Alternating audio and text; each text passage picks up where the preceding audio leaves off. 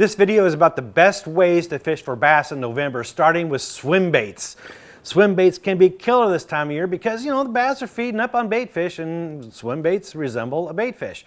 The key thing is in the fall, bait fish tend to be a little bit smaller in size. So you want to use a 2.5 to 3.5 inch boot tail kind of swim bait.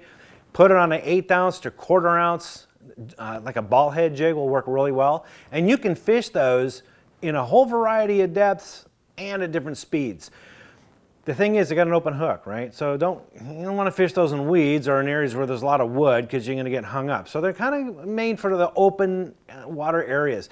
This is great because in November, this is when the fish typically are in that transition period from fall to winter. So they'll be on main lake points, they'll be on humps, ledges, ridge, steeps.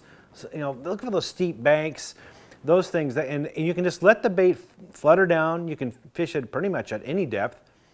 And you can match the activity level of the fish. You can fish it fast, fish it slow. A little tip is you might want to use an underspin jig as the water gets colder. Using an underspin will give it that little flash of a bait fish and a little more attractant, and you might be able to catch a few more fish that way. The next technique is using an Alabama rig or a rig. Again, we're looking at bait fish, and the bait fish ball up and they school up. And what better resembles that than an Alabama rig? Again, you're going back to those swim baits, using that 2.5 inch to 3.5 inch swim baits. That's a good starting point with 1/8 ounce jig heads on your Alabama rig.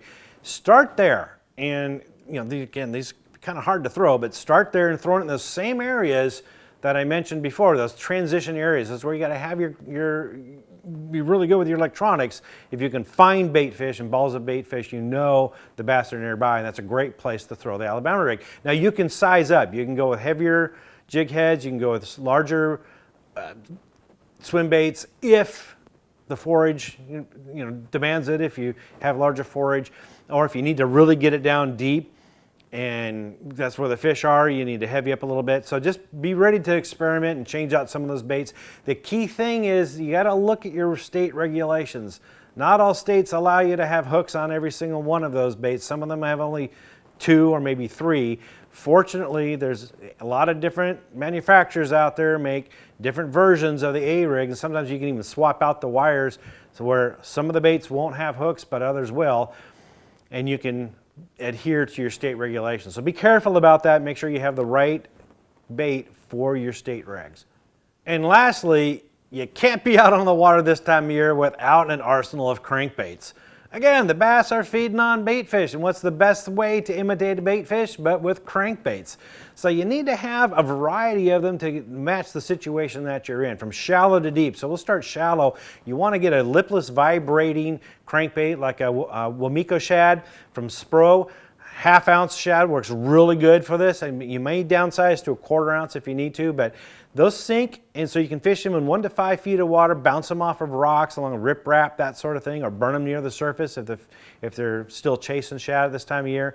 Again, shad color, so those chrome colors and blues with the blue backs, any kind of shad color works really well. Going to the crawdad colors too start to work really well in November here. As a matter of fact, that applies to all these crankbaits I'm mentioning. But so, Wamiko shad is one of them. You want to stay shallow, go with a square bill crankbait. Again, bounce it off of things, rocks, stumps, logs, those type of things. Square bills work really well for that. So going a little bit deeper, you want a crankbait that can reach that 6 to 8 foot range.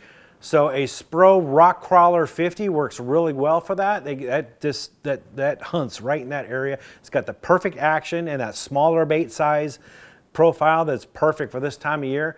That you want to use. And then as you go a little bit deeper, get something like a Little John 60, which gets up to maybe about 15 feet deep or so, and even deeper, a Little John 90, which can go up to 25 feet deep.